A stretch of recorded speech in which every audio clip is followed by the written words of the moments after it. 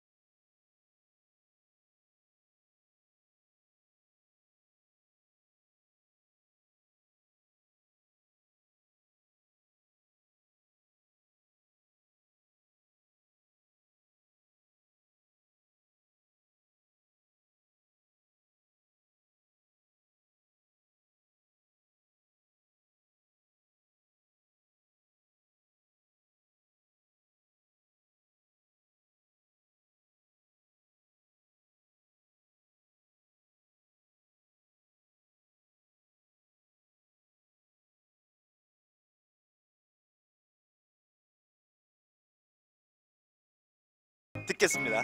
예, 팟캐스트로 듣습니다. 항상 그동안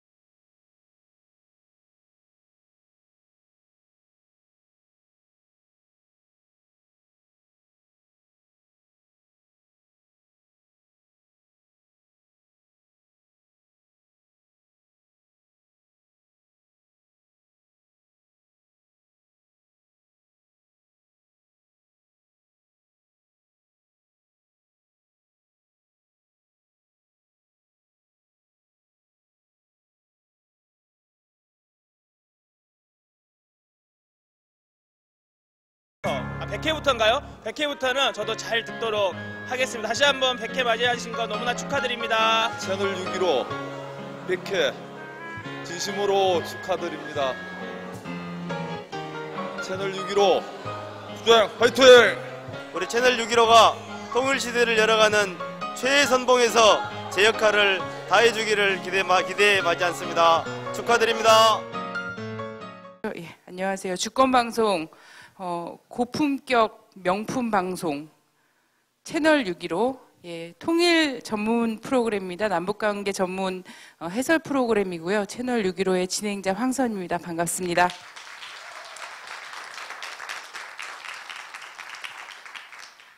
이 방송이 2010년 1월 달에 시작을 했습니다. 채널 615라는 이름으로. 물론 그전엔 촛불 직후에 황선의 통일 카페라는 이름으로 이제 시험 방송의 기간을 한 약 1년 넘게 좀 가졌었는데요. 그 시험 방송을 하면서 좀 다듬을 거 다듬고 하면서 1월 19일 날 2010년 1월 19일 날 첫 방송을 시작했으니까 2년이 지금 넘고 있고요. 나름 장수 프로그램입니다. 주권 방송의 최장수 프로그램으로 사실 언론이 국민의 그 신뢰를 받고 있지 못하는 이런 시대에 대한방송으로서 저희가 채널 615를 이렇게 또 자리 잡게 됐고 2년 동안 해온 동안에 그간에 이런 흡사한 대한방송이 많이 나타나면서 낙곰수라든지 애국전선이라든지 그리고 최근에 선풍적인 인기몰이를 하고 있는 라디오 반민특위라든지 뭐 아시는 분은 아시겠지만 이런 것들이 속속 나타나면서 언론은 이래야 되는구나 이러면서 우리 국민들이 다시금 이제 기대와 희망을 갖게 됐습니다. 자, 100회를 진행하는 동안 정말 많은 일이 일어났습니다. 2010년 1월 달 처음 시작할 때만 해도 정상회담 얘기가 되고 있었습니다. 정상회담 관련해서 곳곳에서 막 이런 뉴스라든지 이런 게 타전돼 오고 해서 저희도 참 희망차게 이렇게 시작을 했던 것 같은데요. 이 정상회담 관련 보도를 막 이렇게 저희가 이렇게 예측을 하고 이렇게 하면서 그 직후에 천안 사건이 났습니다.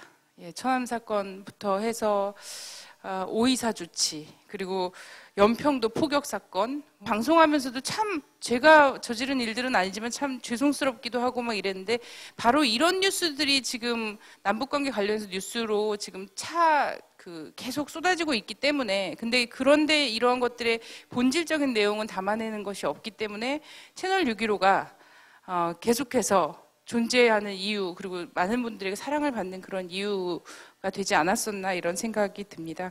채널 615 남북관계, 한반도 주변 정세, 공안 탄압 등 기존 언론에서는 듣지 못한, 하지만 우리가 꼭 알아야 되는 그런 이야기들로 이야기들을 같이 공유하고 분석하는 그런 시간들을 가졌습니다. 이제 100회를 맞아서 공교롭게도 딱 100회가 2012년 한반도에서의 대격동을 맞는 시기입니다. 이런 시기에 우리는 어떤 시각으로 북을 바라보고, 그리고 통일을 준비해야 할까, 우리 해야 할 일은 무엇일까, 이렇게 함께 고민하는 시간 갖기 위해서 100회 특집 방송을 마련을 했고요. 지금부터 채널 615 100회 특집 공개 방송을 시작하도록 하겠습니다.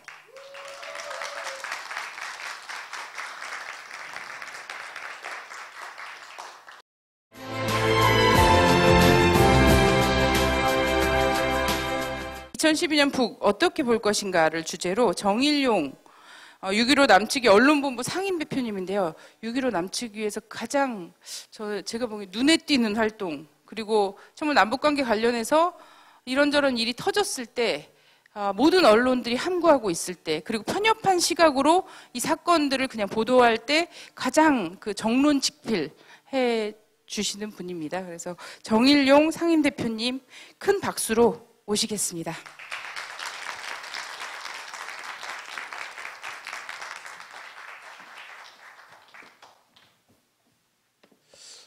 예, 반갑습니다.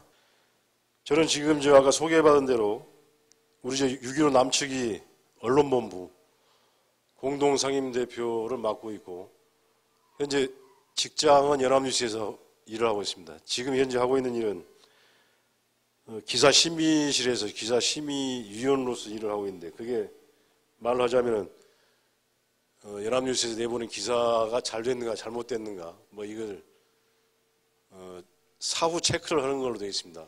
그래서 연합뉴스 기사가 뭐가 좀 잘못됐다라는 말이 나오면은 그 이제 저한테도 책임이 있다 이렇게 이제 생각이 드는 거죠. 제가 처음에 오늘 강의를 좀 부탁을 했을 때 뭐 항상 생각이 들지만은 그렇게 똑별나게 이렇게 전달해야 될 어떤 정보가 있을까 이런 생각이 들기도 하고, 그래서 약간 좀 사양을 하는 편이었는데, 이번에 한 번만 사양을 하고 이제 바로 한다고 그랬습니다. 왜냐하면은 어차피 우리 남쪽에서 북쪽을 모르기는 다 마찬가지입니다. 대북 전문가라고 하는 사람도 제가 보기에는 거의 대부분의 사람들이 잘 모르고 있는 것 같습니다. 저도 물론 마찬가지고, 잘 모르는 데서야 서로 앉아서 이렇게 이런저런 이야기는 좀 해볼 수 있지 않을까 해서 저도 좋다고 해서 나왔습니다. 근데 우리가 왜 이렇게 바로 우리하고 이렇게 같이 붙어 있는 그 북쪽에 대해서 잘 모르겠습니까? 이건 너무나 당연한 질문이고 우문인데, 아주 어리석은 질문인데, 우리 현실, 국가보안법이 있는 현실을 갖다 지적하지 않을 수가 없습니다.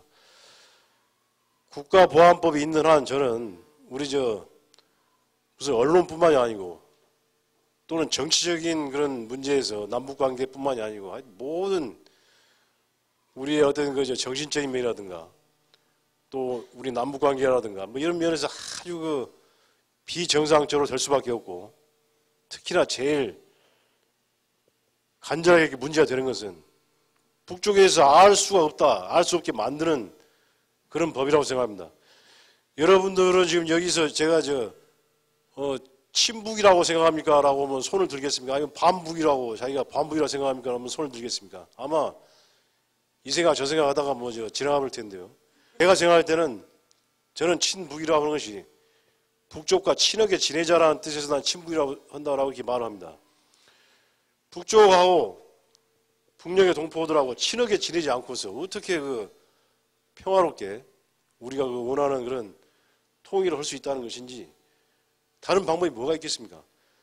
반북을 해서 북쪽을 고립을 시키고 북쪽에서 반대로 하고 북쪽을 괴롭히고 해서 어떻게 평화로운 통일이 되겠는가? 이건 그 삼척 동자한테 물어봐도 그거 안 되는 이야기죠.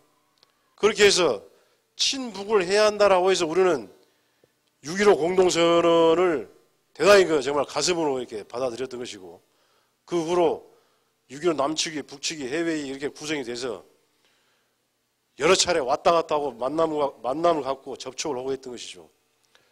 근데 이명박 정권 들어와서 우리 언론 보도만 하더라도 2008년까지는 그런 대로 간신히 그 명맥을 이어왔는데 2009년부터는 완전히 이명박 정부에서 불허를 해가지고 그것이 한 5차례는 된 것 같습니다. 우리가 개성에서 만나자고 북쪽에서 연락이 오면은 우리는 이쪽 승인을 받아서 이제 가야 되니까 그런 그 접촉 승인이 네 번이 불허가 되고 또 여러분들이 잘 아실려나 모르겠습니다만은 우리 6.15 언론본부에서는 그 6.15 북측 언론 분과위하고 대단히 중요한 사업에 합의를 본 적이 있었습니다. 그때도 2008년도에 그 합의를 봤었는데 우선은 서로 기사 교류라도 좀 하자. 사람이 왔다 갔다 하면서 힘이 들고 우리가 바로 가서 취재하기도 힘들고 하니 북쪽 언론사에서 내보낸 기사하고 남쪽에서 내보낸 기사하고 서로 좀 교류를 하자. 기사 교류부터 시작하자 해서 그것도 물론 남쪽에서 우리가 먼저 제의를 했습니다만은 한 몇 년간에 걸쳐서 그 이야기를 끄집어내서 비로소 2008년도에 북쪽에서 합시다 하고 이제 합의를 해서 합의서를 갖고 내려왔어요. 우리가 남쪽에 내려와서 남쪽 통일부가 그걸 제출하니까 불허입니다. 불허. 왜 불허냐? 그 이유라고 하는 것이 아주 기분 나쁜 겁니다. 북쪽에 어떤 선전선동에 놀아날 가능성이 있다 이렇게 해서 불허를 했는데 제가 법적으로 잘 지식이 없어서 그렇지 우리 언론 보면 그런 생각도 들었습니다. 그러니까 북쪽하고 놀아나지 않을 때라고 하는 것은 남쪽의 정부 당국자들 자기들은 놀아나지 않을 자신이 있으나 다른 사람들 심지어는 언론사에 있는 기자들도 놀아나기 십상이니까 이것은 안 되겠다 이런 이야기인데 그 얼마나 기분 나쁜 이야기입니까? 그것은 어떤 이쪽에 있는 사람들의 흔히 또 달리 말해서 어떤 대북 전문가라고 하는 사람까지 포함해서 아주 인격적으로 모멸감을 주는 이야기죠. 그런 식으로까지 이쪽 이명박 정권에서는 북쪽과 접촉을 막았던 겁니다. 그 접촉량은 또 언론 간의 접촉까지도 그렇게 철저히 틀어막았던 거죠. 저희들이 언론 간의 접촉 교류를 대단히 중요시하게 생각해서 뭐냐면은 아마 여러분들이 들으시면 약간 서운할지도 모르겠습니다만은 그래도 북쪽 사람하고 만날 수가 있고 그쪽을 가볼 수가 있고 하는 것은 아직도 제한이 되어 있고 거기에서 언론이 간접적으로 보고 나서 여러분들한테 전달을 해드려야 되는데 언론이 가서 보고서 이제 여러분들은 그냥 간접적으로 받아들인 거죠. 그것이 현실로 돼 있으니 우선은 언론 쪽에서 서로 자꾸 만나고 가능하면은 우리가 북쪽에 가서 직접 우리 눈으로 봐서 취재를 해서 있는 그대로 사실을 그대로 이렇게 전달해 주는 것이 남북 간에 서로 이해를 깊게 하고 이해가 깊어지면은 서로 비슷비슷해집니다. 나중에 결과적으로 생각이. 그렇게 해서 물 흐르듯이 자연스럽게 평화토론이 된다라고 생각해서 그렇게 해서 언론 간의 접촉을 그렇게 우리로서는 간절히 소망을 했고 2000년 6.15 공동선언 이후에 비로소 뭐처럼 좀 이렇게 싹이 트기 시작을 했던 겁니다.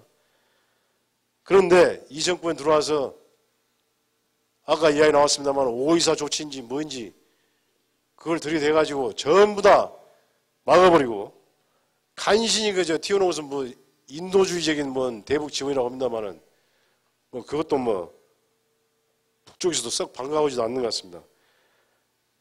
그런 식으로 해서 남북 관계를 경색을 시킨 결과가 우리가 봤지만은 천안함 사건이 있었고 연평도 포격 사건이 있었습니다. 이것은 현재 정전 상태라고 합니다만은 그건 객관적으로 이야기해서 국지전이 발발한 거죠. 전면전보다는 좀 규모가 적지만은 국지전이 발발하는 그런 비극적인 상황에 이르게 된 겁니다. 저 같은 경우는 정말 제가 살아있는 동안에 남북 간에 그렇게 포탄이 날아다니고 누가 또 이렇게 우리 형제가 죽고 말이지 그런 상황을 벌이라고 생각지도 못했었습니다. 이명박 정권 들어와서 남북관계 나빠진다고 해서 이 정도까지 나빠지겠는가 그렇게 생각을 했었는데 결국에는 우리들도 그런 현장을 눈에 보게 된 것이죠. 어쨌든 제가 처음에 이 말씀드리고 싶었던 것은 우리가 북쪽에 대해서 너무도 잘 모른다. 잘 모르게 된 것은 무엇이냐?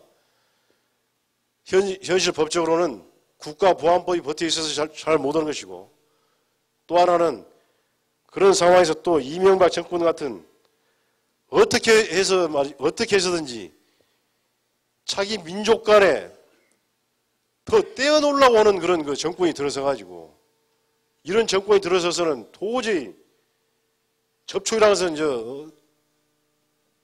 정말 생각기는커녕 그냥 서로 싸움이나 하지 않으면 그 다행일 정도로 그런 정도까지 상황이 악화가 되어 있다. 그런데 이렇게 잘 모르는데 뭐대로 여기 나와서 이렇게 지금 떠들고 있느냐 하는 것은 제가 말씀드리고 싶은 것이 몇 가지 있어서 그렇습니다. 그리고 그것은 제 나름대로 이제 북쪽에 대해서 들여다본 것이 꽤 좀 세월이 됐고 그 과거의 일로서 앞날을 좀 우리가 좀 짐작을 해볼 수 있지 않겠는가라고 생각합니다. 제가 94년도 7월 9일 날이 토요일 날입니다. 그때 제가 북한부에 기자로 있었습니다. 근데 그 당시 북한부는 부장 한 사람에다가 부원 2명이고 제가 제일 막내 기자로 있었는데 그날 아침부터 그때는 여러분이 아시겠습니다만 그 내외통신이 있었습니다. 내외통신이라고 그 안기부 산하에 겉으로는 산하기관은 아니지만은 실질적으로는 안기부 산하기관인데 거기에서 북한의 방송이라든가 신문 이런 것을 전부 다 자기들이 체크를 해서 내외통신에서 기사를 내버립니다. 그러면 일반 언론사는 내외통신에서 내보낸 것을 내외통신 발로 해서 그걸 또 내보냅니다. 그러던 시절이었습니다. 근데 그날 아침부터 꼭 얼마 전에 그 비슷한 시로 아침 10시부터 국내방송이 있습니다라고 예고가 나왔어요. 그래서 제가 내외통신한테 아는 사람한테 특별히 전화를 했어요. 그게 대체 무엇 때문인지 아주 궁금한데 내가 그 12시에 그 방송에 나와서 뭐인가라고 전화를 하면은 전화를 받지를 못할 것이다. 다른 데서 너무나 전화가 많이 오니까. 그러니까 내가 딱 한 번 부탁하는데 멋이다라고 12시 듣고서 바로 나한테 전화 한 통만 해주면 내가 정말 고맙게 생각하겠다라고 했는데 결국엔 전화 안 왔습니다. 안 왔는데 그때도 여러분들 기억이 나시려고 모르겠습니다만은 그 94년도에 핵 문제로 해가지고 전쟁이 일어난다고 막 94년 5월달에 막 떠들고 그랬어요. 그러다가 전쟁이 일어나면 안 된다 해서 지미 카터 전 대통령이 이제 평양을 가서 만나고는 이제 정상회담 한다고 또 이렇게 막 또 확 바뀌어가지고 정상회담 한다고 또 막 난리를 치던 때였죠. 그래서 그때도 중대 방송을 한다고 그러니까 이건 무슨 정상회담 관련해서 무슨 이야기를 하려고 그런 거 아닌가 하고 또 그때도 또 조미 대화, 북미 간의 대화가 또 진행이 되고 있었습니다. 그래서 이건 또 핵 문제 관련해서 또 무슨 중대 보도를 할 모양이다. 이렇게 막 생각하고 어쩌면 지금 이렇게 비슷한지 모르겠어요. 그때도 똑같이 그렇게 생각을 했었습니다. 근데 이제 우리는 딴 데는 이제 토요일 날 했어요. 토요일 날 이제 낮 12시니까 점심시간이니까 별건 아니겠죠. 다른 부서 사람들 전부 다 점심 먹으러 간다고 나가고 이제 저는 이제 북한부 사람이니까 무슨 이야기인가 봐야겠다 해서. 아, 근데 그때 KBS에서 아주 그 당시 그때 법으로 그 북한 방송 막 직접 틀지 못하게 돼 있었는데 그걸 어기고 KBS에서 그걸 바로 방송 물려서 방송을 내보냈습니다. 아, 그러니까 막 보니까는 뭐 심장의 고동을 멈추셨습니다. 막 이렇게 나오니까 이건 뭐 큰일 났다고. 그래서 그때 저도 하루 당황해가지고 막 어제 서거했다 한 것을 갖다가 오늘로 내가 막 써버리고 막 그런 것 같아가지고 또 꿀밤 한 대 맞고 또 얼른 고쳐서 내버리고 하여튼 아주 정신이 없었습니다. 그 KBS 그 기자는 그걸로 상 받았습니다. 그 모독이 돼 있는 것을 깨고 바로 이렇게 물려서 보도를 했다고 해서 한국 기자상인가도 받았어요. 어쩌면 그때가 그렇게 비슷한가 이렇게 생각이 들고 그 후로 전개 과정도 똑같습니다. 그 당시 저보고 이제 우리 위에 선배분이 야, 얘 조금 있으면 지방구로 올 준비를 하라 이런 이야기입니다. 물론 농담도 섞여 있죠. 이게 곧 통일이 되고 그러면은 이제 평양도 우리 지사가 가야 되고 지사가 세워지게 되고 그러면은 북한부가 무슨 북한부냐 이거 지방구 안에 이제 와서 이제 평양 주재 기자로 일을 하든가 이런 식으로 곧 일이 올 것이다 이런 말도 하고 하여튼 회사에서 내부에서는 곧 그쪽이 망해가지고 이제 곧 통일이 된다 하여튼 그런 것이 너무나 스스럼없이 나오고 회사 안만 그랬습니까? 우리 바깥에서도 곧 망한다 지금도 저는 눈에 선합니다. 아주 이름만 대면 알 뿐 다 학자님 그런 분들이 교수님 나오셔서 6개월이면 끝난다고 그 이야기들이 선하고 그래서 제가 나중에 약간 과장해서 제가 333이라고 했습니다. 3개월, 3년이면 망한다고 한다고 썼더니 나중에 보니까 북쪽에서 이놈의 새끼들 334이 뭐냐라고 북쪽에서 또 뭐라고 그때 조미회담, 북미회담이 또 다시 계속돼서 94년도에 제네바 기본 합의문이 채택이 됐지 않습니까? 그것도 나중에 보니까 정말 자기들이 솔직한 이야기를 했더라고요. 망할 줄 알고 우리가 표도 오고 말이지. 또 나중에 그 이야기 나왔습니다만 북쪽에서 클린턴 이름으로서 편지까지 보냈습니다. 이 제네바 기본 합의문을 하여튼 열심히 이행하도록 노력하겠다 이런 식으로 클린턴 대통령이 자기 이름으로 해서 편지까지 보냈었어요. 그것도 나중에 보니까 곧 망할 줄 알고 이렇게 써줬는데 아주 좀 틀리게 됐다 이런 식으로 한번 한 것을 또 제가 들은 기억이 납니다. 그런 식으로 17년 전이나 지금이나 아주 비슷하다는 생각이 많이 들었습니다. 그때 또 우리 김정일 위원장이 무려 3년간을 당 총비서를 이어받지를 않고서 계속 어디 군부대 돌아다니고 그러니까 이것은 무슨 군부의 쿠데타 반발이 두려우니까 군부 달래기에 나서서 이건 물려받지도 못하고 이거 참 이거 좀 답답하구나 볼장 다 맞구나 이런 식으로 그 기사가 수도 없이 나왔었죠. 어쨌든 3년상을 끝내고 나서 비서실을 승계를 하고 국방위원장직은 그 전에 맡았었죠. 그렇게 아무 일도 없이 일어가는 것을 우리가 봤는데도 지금 와서 또 그렇게 비슷하게 떠들고 그래도 이번에는 제 개인적으로는 그래도 언론이 옛날에 그런 경험이 한번 있어서 그런지 조금은 그때보다는 좀 덜하다라고 저는 느꼈습니다. 그때보다는 심지어는 어떤 중앙일보인가 조선일보가 하는데 아이고 전문가들 이제 그만 좀 떠들어라고 누가 컬럼을 갖다가 쓰기도 하고 되지도 않은 이야기 그만 좀 했으면 좋겠다 이런 식으로 누가 쓰기도 하고 그랬더라고요. 그러고 보면서 좀 바뀌었다 이런 생각이 들었는데 저는 지금도 솔직히 말해서 그렇습니다. 상당히 안정적이다라고 안정적으로 승계가 이루어지고 있다 안정적인 상황이 이루어지고 있다라고 지금 미국 정부 한국 정부 이런 데서도 이렇게 평가 나오고 있다라는 말을 들으면서 저는 또 한쪽 속 생각으로 언제 가서 또 이것이 또 뒤집으려고 그러는가 이런 생각이 솔직히 들기도 합니다. 근데 하여튼 지금까지 보면은 상당히 94년 그 당시보다는 조금 괜찮다는 그런 생각이 듭니다. 그리고 제가 이번에 장례식, 영결식 거기서 참 정말 놀랬던 것은 길바닥에 그 옷을 깔고 이런 것을 봤을 때 참 그건 정말 정말 놀라웠습니다. 대체 어디에서 저런 장면을 볼 수가 있을까? 그러니까 또 잠깐 어떤 그 매체에서는 그것도 눈치 보고서 또 한 것이라고 또 하라고 또 쓴 사람도 있습니다만은 아마 북쪽에서 네 번의 화면을 계속 본 사람 같으면은 그런 아주 기사 그걸 갖다가 비난하는 기사가 별로 와닿지 않았을 것입니다. 그거 보면은 정말 아이고 저런 일이 있을 수가 있나 싶을 정도로 아주 북쪽 동포들이 자기 지도자에 대해서 어떤 생각을 갖고 있는가를 잘 보여주는 그런 장면이었다고 보는데요. 그것을 보면서도 무슨 어떤 균열이 있다라고 이렇게 생각이 아주 힘들었을 겁니다.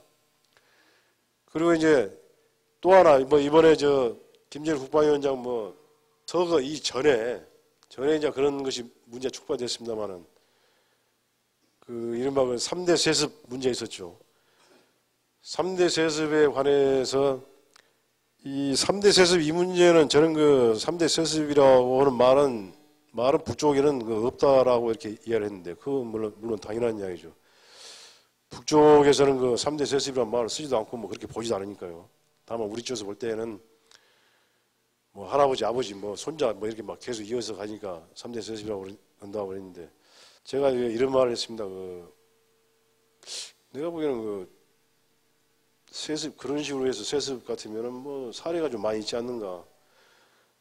제일 생각이 나서 싱가포르 같은 경우는 이광용 아주 오랫동안 집권했고 그 아들이 또 수상을 물려받았고 또 그 옆에 동네 보면은 대만이 있고 대만에서도 장개석, 장기영 이렇게 해서 이어져 내려오는 것이고 그리고 우리나라 사람들이 껍벅 말만 나면 껍벅 주는 미국도 보면은 우리가 기사 쓸 때 아주 좀 아버지 부시, 아들 부시 이렇게 하는데 어떻게 해서 아버지가 대통령이 되고 나서 또 무슨 망나니 같았다라고 하는 자식이 말이지 또 대통령이 되는가 그것도 기억이 나시는가 모르지만 재판까지 했던 겁니다. 어느 한 주에서 이 득표수를 어떻게 인정해야 할까 해서 대법원까지 가서 재판까지 해서 아들 부시의 손을 들어줘서 거기서 이제 아들이 당선이 됐는데 북쪽이나 미국이나 다 자기들 나름대로 어떤 기제가 있어서 그게 작동이 돼서 그렇게 자기들 지도자를 이렇게 뽑는 건데 어느 한쪽에 대해서는 그것이 맞다고 이렇게 이야기를 하고 어느 한쪽에 대해서는 그런 법이 어디 있냐라고 이렇게 이야기를 해서 좀 말이 좀 안 맞지 않느냐라고 했더니 너는 본래 그러니까라고 해서 그렇게 또 이야기를 하는데 사실 이런 부분에 관해서는 문화의 다양성이랄까 이런 것을 인정을 한다면은 북쪽은 북쪽 나름대로 자기들이 어떤 지도자를 옹립하는 그런 방식이 있고 미국은 미국 나름대로 또 그런 방식이 있고 싱가포르라든가 대만 어디 영국 일본도 무슨 왕인지 천왕인지 이렇게 있고 하는데 그런 것을 가지고서 그걸 뭐라고 이렇게 여기는 잘 됐고 여기는 틀렸다라고 이렇게 할 수 있는 것이 뭐가 있겠는가. 그런 관점에서 본다면은 니들이 말하는 3대 세습이든 4대 세습이든 그것이 대체 무슨 상관인가. 만약에 북쪽에서 현재 김정은 부위원장 체제가 잘 돼가지고 정말로 우리 북녘 동포들이 행복하게 살고 아주 물질적으로 풍요롭게 산다 할 것 같으면은 그것은 3대 세습을 했으니까 그것은 그렇게 살아서는 안 된다라고 할 수가 있습니까? 그건 말도 안 되는 거죠. 그래서 결국에는 그것이 나중에 어떤 결과를 가져오는가 이걸 놓고 따져야 할 문제지 왜 세 사람에서 계속 오느냐 네 사람에서 계속 오느냐 이런 것을 갖고서 이해할 것이 아니란 말이죠. 행복이라고 하는 것은 결국에는 다 주관적입니다. 주관적. 네팔 옆에 부탄이라고 하는 그 쨍만 나라가 있는데 거기 있는 사람들이 뭐가 이렇게 풍요로워서 행복을 하겠어요. 그렇지만 거기 있는 사람들이 자기들이 행복하다고 생각하는데 누가 가서 말이지 머리를 똑똑 두드리면서 너는 왜 행복하다고 네가 생각하냐라고 그렇게 말은 못 하죠. 그래서 자기들이 행복하다고 생각하면 그만입니다. 그 뭐 벵글라데시 뭐 이런 데서도 자기들 뭐 우리가 보기에는 참 무슨 비참하다고 생각하는지 모르지만 자기들은 뭐 행복하다고 그러는데 누가 가서 옆에 가서 행복하지 않다라고 그게 강요를 할 것이 뭐가 있습니까? 그러고 보니까 옛날에 제가 있는 회사에서 책을 한 권 펴냈는데 그 90 몇 년도인가 행복도 강요되는 땅인가 아주 그 제목을 대체 누가 생각했는지 아유 지금 생각해도 참 책 제목이 행복도 강요되는 땅이요. 그런 그 책도 있었습니다만은 어쨌든 지금 이 북쪽에 대해서는 저는 지금 김정은 그 당 중앙군사위 부위원장 그 체제가 이 김정일 그 위원장이 그 권력을 그 승계할 때보다도 훨씬 나은 상황이라고 저는 생각합니다. 왜냐하면 그때 김정일 위원장이 승계를 할 당시는 바로 얼마 전에 그 사회주의권이 그 동국에서 아주 몰라 그러고 뭐 소련 연방이 해체가 되고 막 그 아주 그런 힘든 시절을 막 빠져나왔었고 그리고 94년 그때부터 그 얼마나 또 그 자연재해가 또 심했습니까? 맨날 가뭄에다 홍수에다 그냥 그래서 그 고난의 행군을 하게 됐었고 그리고 지금도 뭐 비슷비슷합니다만은 그 외부에서 통제, 봉쇄한 것은 또 얼마나 그 심했습니까? 그런 또 그 당시 또 그 우리 뭐 후계자로 딱 안 되더라도 뭐 그때 하여튼 김정일 위원장이 나서서 그 유일 영도 체계를 수립을 했지 않습니까? 그 수립 과정에서 어떤 뭐 반종파라든가 그런 투쟁 같은 거 그런 내부적으로도 뭐 정리를 해야 할 것이 있었고 이렇게 하니까 이제 어떤 사람은 그렇게 권력은 그런 식으로 투쟁하면서 말이지 그렇게 만들어 나가는 거야 또 이렇게 이제 또 이야기를 하고 그런데 뭐 그것은 뭐 보기 나름입니다. 뭐 그렇게 생각할 수 있는 것이고 하여튼 제가 볼 때는 여러 가지 면에서 오히려 김정은 체제는 상당히 순조로운 상태에서 출발하는 것이 아닌가라고 이렇게 생각이 듭니다. 그런 점에서 본다면은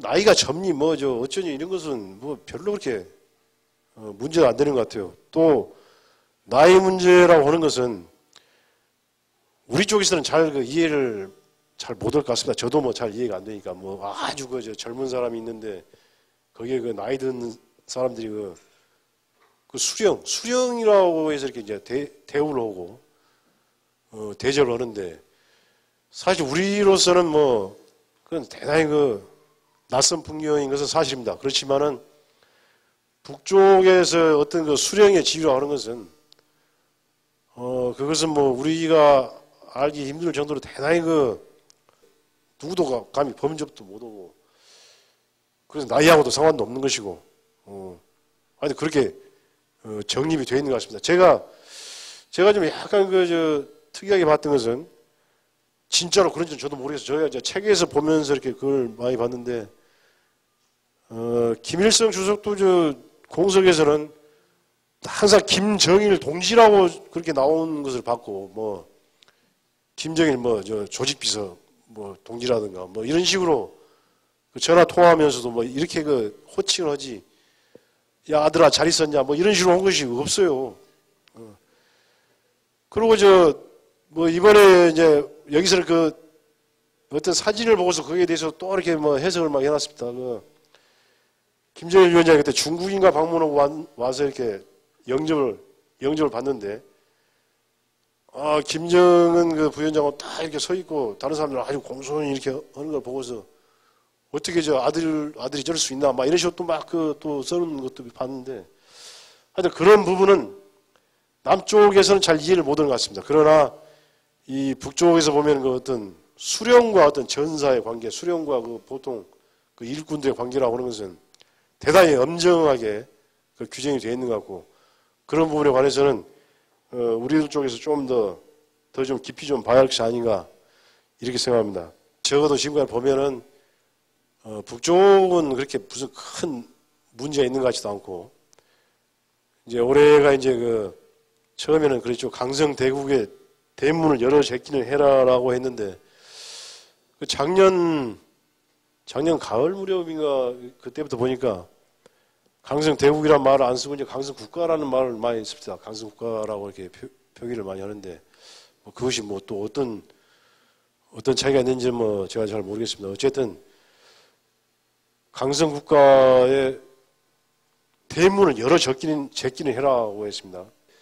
어쨌든 올해 2012년에 어떻게 되는 것인가라고 하는 것이 아주 우려스러운 대단히 큰 관심사가 아닐 수 없고 북쪽에서 지금 어떻게 할 것인가.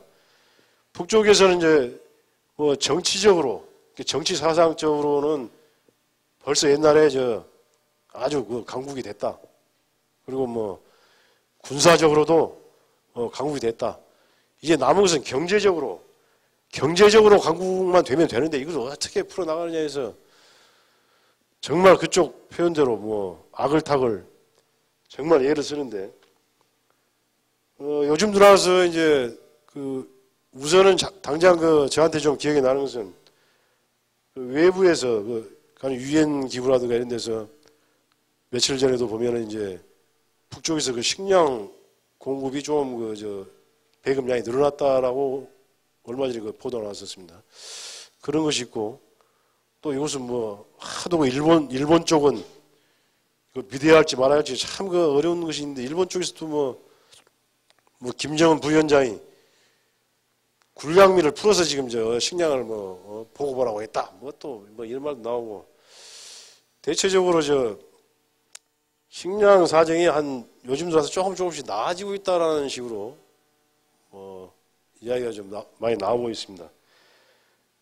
그런 것이 있고 또 우리 주권 방송에서 이 CD로 만들었습니다만 거기도 이제 잘 종합 정리가 잘 되어 있습니다. 북쪽에서 지금 제일 잘하는 게 뭡니까? 그렇게 영어 쓰기를 싫어하는 데서 CNC라고 막 해서 영어로 막 노래도 부르고 CNC를 집어넣어서 노래도 부르고 막 이렇게 하는데 그게 사실 저같이 이제 그쪽에 대해서 문외한인데 그게 제가 알기로는 대단히 정밀한 가공이 가능하다. 그것도 바이트가 물려 있는 축이 9개까지도 있다라고 한다. 이게 대단한 거죠. 하여튼 대단한 모양이다 이렇게 생각이 듭니다. 그게 그래서 인공위성도 이렇게 쏘고 이렇게 하는 모양이다 이런 생각이 들고 그런 정도로 이제 공작 기계 쪽에서 산에 뭔가 성취를 했다라고 이야기를 하고 있고 그리고 28 비난을 연합 기업소가 10몇 년간 그냥 가동을 못 하고 있다가 작년인가요? 재작년인가요? 그때 가동을 시작하면서 하여튼 김정일 위원장이 너무나 감격해서 거기서 생산되는 비난으로 솜을 들고서 주석궁으로 들고 가서 이렇게 보고를 했다고 하지 않습니까? 그런 정도로 그쪽에서 이제 섬유 문제 또 거기서 섬유만 해결되는 것이 아니고 여러 가지 화학 제품이 좀 많이 나오는 것 같은데 저도 이번에 주권방송에서 만든 CD 보고서 제가 한 가지 배운 것은 저는 비날론이라고 하는 섬유가 그냥 화학섬유다 이렇게만 그냥 생각하고 화학섬유 하면 우리는 별로 인식이 안 좋은데 우리 젊은 과학자가 한 분 나와서 이렇게 이야기를 하더만요. 아마 비날론이 천연섬유하고 제일 가까운 성질을 가진 섬유 화학섬유다. 그래서 그게 하여튼 좋은 것이 뭐야라고 저는 하여튼 생각하고 있습니다. 그리고 이제 비료가 부족해서 농사를 잘못 짓는다라고 했는데 비료도 지금 하여튼 어느 정도인지는 모르지만은 옛날보다는 좀 많이 나온다.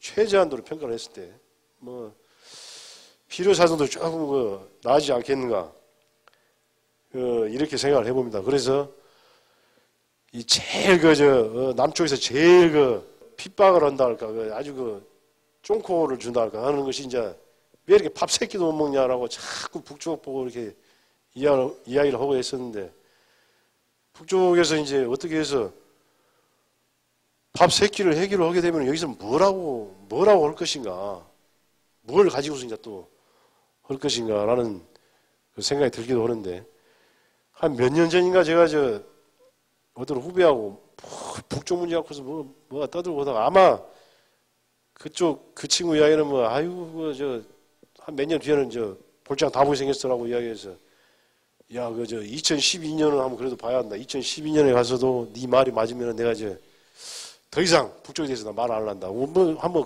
그렇게 이제 서로 이제 약속을 한 것이 있었는데, 기억이 희미한 거 보니까 별로 그 생각도 나지도 않고, 그거 보니까 별로 신중한 약속 아니었는 것 같은데, 올해 2012년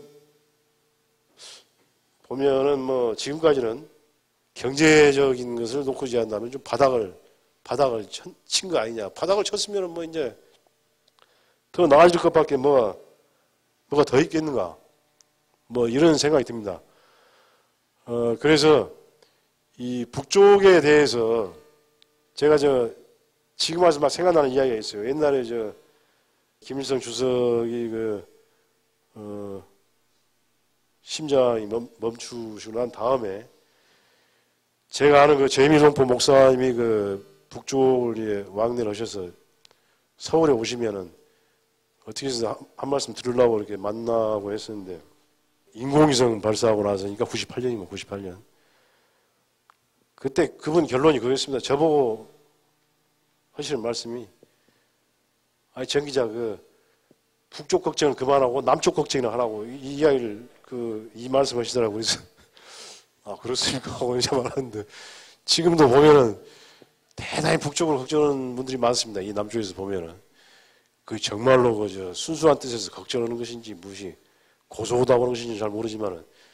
근데 지금도 저는 꼭 그런 생각이 듭니다. 아이고, 북쪽보다는 남쪽이 더 어수선한 거 아닌가, 이런 생각이 들기도 하고, 남쪽에서 이렇게 북쪽을 걱정하는 사람이 많이 있어서 잘 되는가, 이런 생각도 들기도 하는데. 북쪽은 저는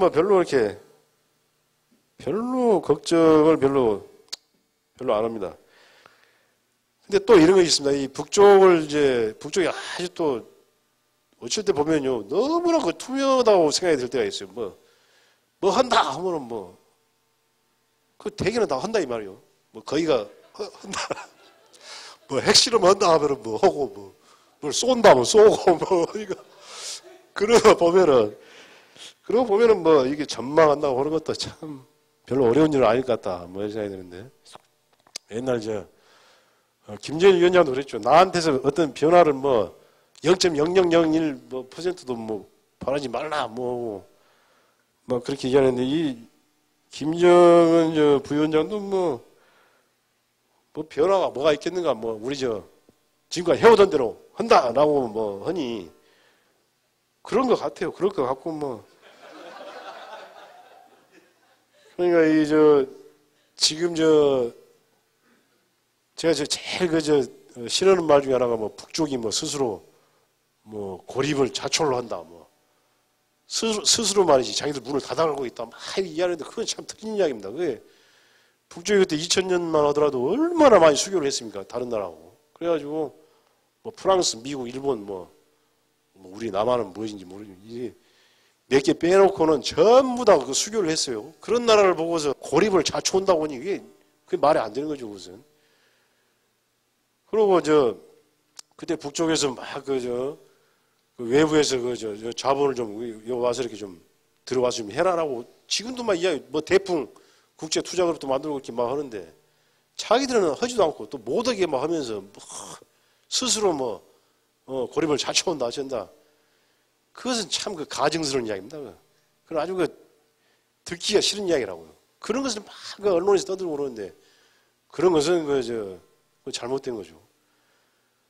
그러면 북쪽에서 왜 그러면 외부에서 북쪽에서 그렇게 개방하려고 하는데 지들이 막고 있는가? 간단히 이야기해서 무슨 핵 문제인가 그거 있죠. 핵무기 개발하는 거 그거 다 갖다가 포기를 하고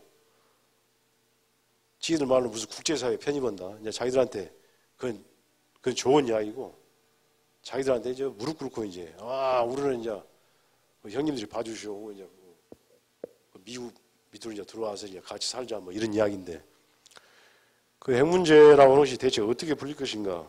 그것도 아마 뭐 특별하게 이렇게 무슨 급 반전이랄까 뭐 이런 것이 있을 것 같지 않습니다. 제 머리로는 제가 생각한 데는 바로 뭐 어젠가 오늘 신문으로는 오늘 아침에 나왔죠. 거기 보면은 뭐 또 아주 이상한 기사가 하나 실려 있습니다. 뭐 이상한 것이 뭐냐 하여튼 좀 더 깊이 봐야 할 기사인데 2010년도에 북쪽에서 핵실험을 2차례 했다라고 그 스웨덴의 과학자가 그 주장이 있습니다. 그것을 그 네이처지라고 그 상당히 그 유명한 그 과학 잡지가 있죠.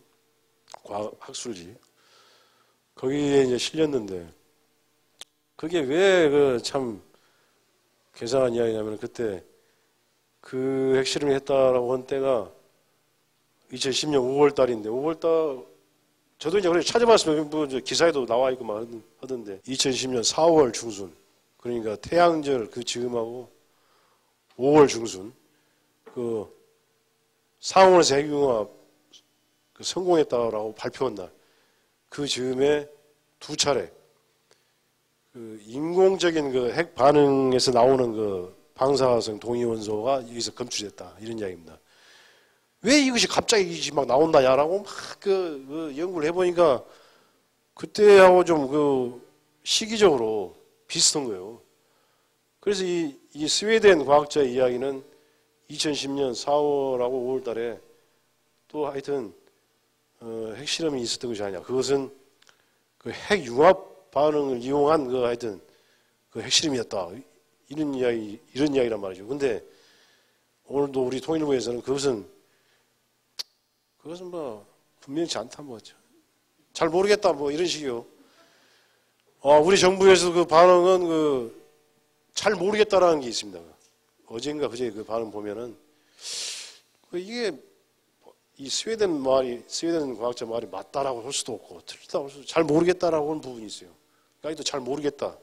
이것이 뭐 아직까지도 그 답인 모양인데 이게 또 바로 또 엊그저께 또 그 주위에서 보신 분은 31일이면은 1월 31일 미국 시각입니다. 미국에서 상원 그 정보위 청문회가 열렸어요. 그 미국 정보국장 불러다가 했는데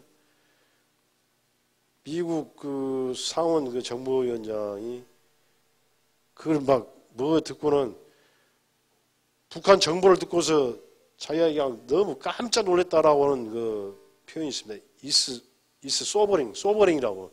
나도 모르는 단어인데 내가 찾아봐서 진짜 기억하는데 SOBRING라고 있습니다. is sobering이라고 했는데 이시라는 것은 뭐 북한에 관한 정보다 이런 이야기죠. sobering이라는 것이 뭐냐면은 아주 뭐 술이 확 깨는 듯한 뭐 정신이 번쩍 드는 듯한 뭐 이런 뜻으로 돼 있어요. 그래서 이제 왜 이것을 내가 기억하냐면 우리 기사는 연합에서 나간 기사는 뭐 대단히 심각하다 뭐 이렇게 되어 있고 어디 다른데 신문은 뭐라고 번역하냐면 깜짝 놀랄 만한 뭐 정보가 있다 뭐 어쩌고 돼 있어서 야 대단히 심각하다 이런 거다고 깜짝 놀랄 만하다는 거 무엇이 더 말이 더 뉘앙스가 더 어떤 것이 더 말이 가까운가 막 이게 한번 따져봤기 때문에 제가 기억을 하고 있는 겁니다. 뭐 제가 영어 단어를 잘 알아서 아는 게 아니고 하여간 이제 보니까 깜짝 놀랄 만한 뭔 정보가 있다 뭐 이런 식으로 이제 그 발언을 했더라고요. 그게. 그래서 그것도 이게 관련이 되어 있는가 이렇게 이제 좀 생각도 해봤는데 통일뉴스인가 내가 보니까 뭐 우리 정부 쪽에서는 그 작년에 뭐 김관진 국방부 장관이 뭐 소형화에 뭐 이제 성공했다라고 하는 것이 이것하고 관련이 없고 또 미국 상원 정부에서 그 깜짝 놀랄 만하다 한 것이 이것하고 그 관련이 없는 것이다라고 말했다라고 써져 있는데 뭐 그것도 뭐 모를 일이죠. 나중에 가서 알아볼 문제예요. 이 핵 문제에 대해서는 아마 그 제 생각으로는 북쪽은 그 핵무기 개발을 하지 않는 것이 유운이다라고 자꾸 얘기하는데 아마 그것도 그 전제라고 하는 것은 미국이라든가 뭐 이런 데에서 핵 위협이 없어야지 이것이 포기가 되는 것이다 뭐 이런 것이 되니까 그러면은 지금까지 이야기 나오고 보면은 뭐 한반도 비핵지대와 뭐 이렇게 이야기를 하는데 뭐 제 생각은 또 한반도만 없어지면 무엇이 되는가 뭐 어디서 미국에서 그러면 쏴버리면 그거 어떻게 되는 것인가 뭐 이렇게 이런 생각하면은 그것은 상당히 이렇게 말하면 막 미쳤다고 하니까 뭐 말하기도 그런데 핵무기가 다 없어지면 우리도 없앤다 뭐 이런 거 아닌가라고 저는 하여튼 생각이 들 때가 있습니다. 뭐 어디 우리만 없앤다 이런 것은 상당히 힘들 것 같다. 앞으로도 그런 식으로 계속 가지 않을까라고 저는 생각하고 그리고 이제 사람들은 뭐 어쩔 때 보면은 뭐 핵무기 보유 국가라고 했다가 어쩔 때 뭐 아니라고 했다가 이것도 이제 그냥 지금 단계는 핵무기 보유국이라고 인정을 하느냐 미국하고 뭐 이런데 한국 이런 데서 인정하느냐 이제 이것만 이제 남은 것 같은데 그것도 어찌 보면은 뭐 파키스탄 뭐 인도 이스라엘 뭐 이런 데가 있는데 거기하고 비슷하게 돼가지 않을까 뭐 이런 생각도 좀 듭니다. 그리고 이제 뭐 운반 수단이 있느냐 없느냐 뭐 이 이야기도 자꾸 했었는데 그것도 하여튼 우리 언론은 좀 믿을 바가 별로 못 돼요. 지금도 대포동 1호 미사일, 2호 미사일 막 써서 이제는 쓰는 사람도 잘 모를 거예요. 뭐 1호, 2호 매겨가다가 3호가 나왔는지 난 3호는 내가 못 본 것 같은데. 근데 분명히 1호, 2호 붙일 때 그 뒤로 또 뭐 쏘았다고 했고 막 하면 그건 3호라고 붙였는데 3호란 말은 또 붙지도 않아요. 뭐 이것도 이제 보면은 제가 분명하게 확인했던 것은 그때 98년도 8월 30일에 쐈던 것은 아마 9월 4일인가 언젠가 그때 발표를 했어요. 북쪽에서. 9월 4일인가 발표를 했는데 무슨 갑자기 뭐 인공지구위성을 쐈다고 이렇게 나오니까 우리가 듣고 있다가 참 이것이 무슨 이야기다 이게 도대체 무슨 이야기가 그때가 98년이면은 고난의 행군 기간입니다. 그 당시에 9월 2일인가 4일인가 그쪽에서 발표를 하고 이쪽에서는 이제 이게 무슨 이야기예요? 똑같이 당황스럽기는 마찬가지입니다. 이게 무슨 이야기인가?